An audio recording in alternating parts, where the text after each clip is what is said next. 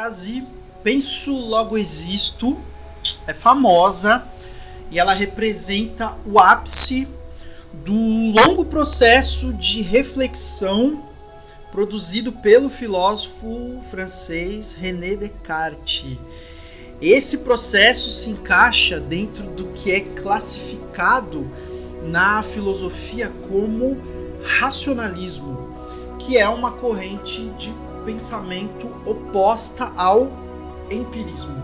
No século XVII ocorreu aquilo que muitos chamam de revolução científica, que é marcada pelo avanço da ciência a partir do seu fortalecimento com um ganho de autonomia em relação ao poder religioso. Como eu falei em outro vídeo, o Francis Bacon foi responsável por desenvolver e justificar um método científico para que os cientistas não caíssem nas ilusões dogmáticas de um passado dominado pela religião.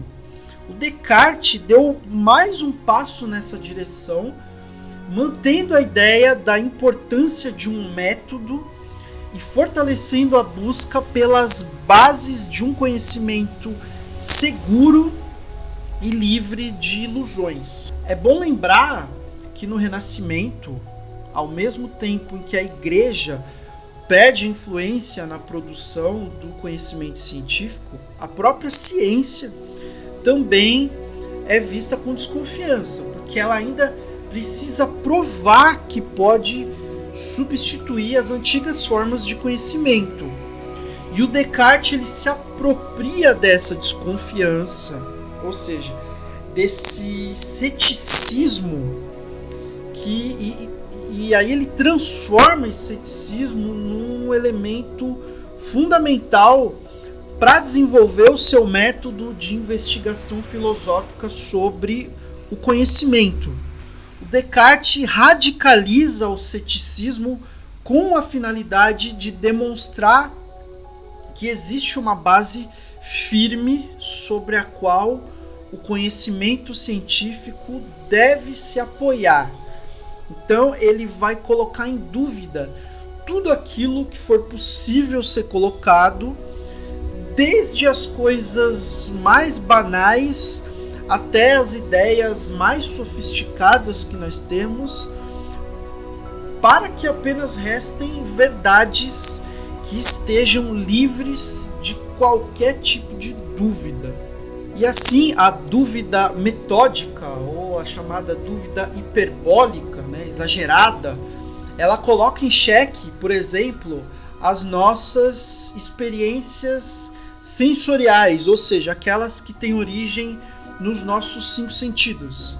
E a afirmação que o Descartes chega é que as experiências sensoriais não são confiáveis, porque diversas vezes nós somos levados ao engano por meio das informações geradas por elas.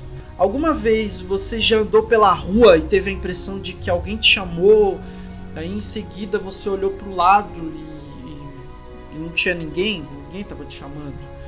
Nessa mesma rua, às vezes você já passou pela vergonha de cumprimentar alguém achando que é alguém conhecido, ou ainda ser cumprimentado, e perceber que a pessoa era totalmente estranha. Na verdade, vocês não se conhecem.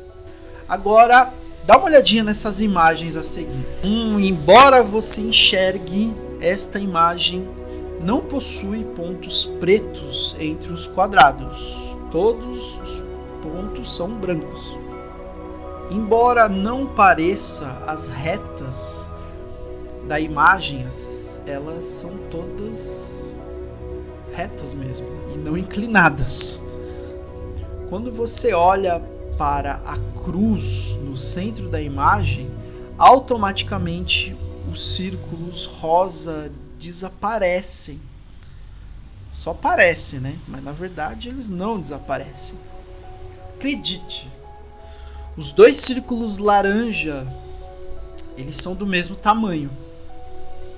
Isso não é um GIF. Essa imagem não está se movimentando. E nem essa.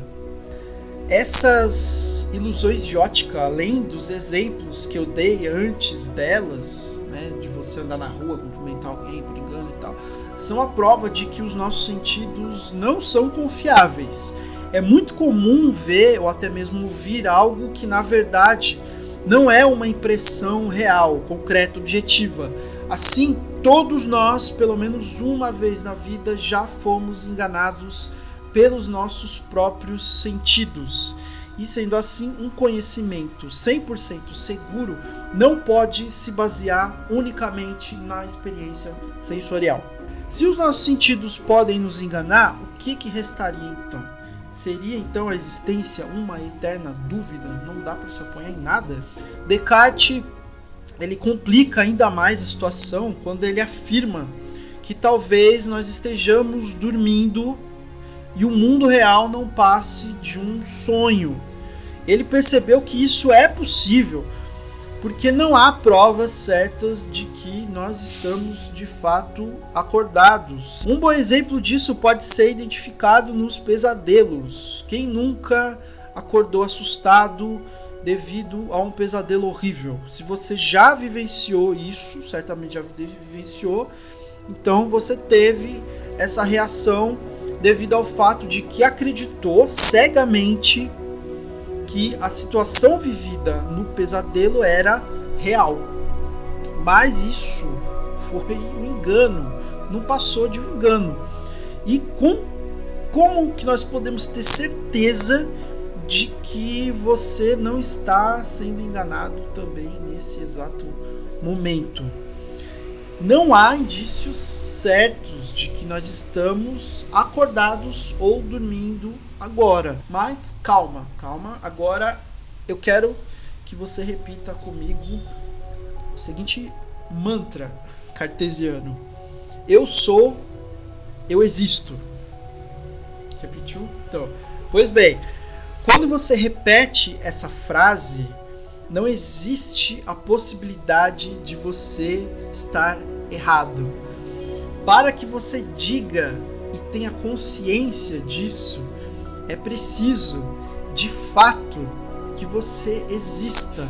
Essa é uma afirmação que só pode ser dita se de fato você existir. Se você não existisse, não haveria um eu para dizer isso. Até para sonhar, precisa ter um eu. Para se enganar, precisa ter um eu. Para duvidar, precisa ter um eu. Então a frase penso, logo existo, ela se justifica quando nós entendemos que a consciência da própria existência ou o exercício da própria dúvida é um ato de pensar. Então, mesmo duvidando de tudo, é fato inegável que eu estou pensando para que possa duvidar. A dúvida, então, também é um tipo de pensamento. O eu cartesiano é uma coisa que pensa. Essa foi a afirmação que ele conseguiu obter a partir dessa primeira certeza. A identificação da razão como substância fundamental do ser humano é o grande passo para que o Descartes caminhe na direção de uma ciência mais sólida. Sendo o ser humano uma coisa pensante, logo então o fundamento do conhecimento humano seguro deve ser a razão. Para o Descartes e o seu pensamento racionalista, a razão é a única que possui poder para discernir, distinguir, comparar, e a fé ou qualquer outra forma de crença não possui essa capacidade. E por isso que a matemática é uma ferramenta fundamental para a ciência. É a matemática que vai auxiliá-la no sentido de organizar de uma forma lógica as informações obtidas pelos métodos científicos de investigação da natureza. O conhecimento matemático é inteiramente racional. Ele não depende, por exemplo, dos nossos sentidos. Ele está apoiado na ordem e na medida. E é por isso que você estuda na escola o tal do plano cartesiano, que é uma forma de representação matemática do espaço físico. Essa ferramenta e a sua metodologia trouxe diversas contribuições, por exemplo, para o desenvolvimento da física. E assim pensava Descartes, o chamado pai da filosofia moderna. Foi chamado assim porque ele foi o primeiro a pensar com mais sofisticação sobre a necessidade do uso da razão como a base sólida para a construção de um conhecimento seguro. E então as ciências agradecem por esse avanço até os dias de hoje, o que não quer dizer que esse tipo de pensamento não esteja cheio de problemas, mas sobre isso eu falo outro dia, beleza?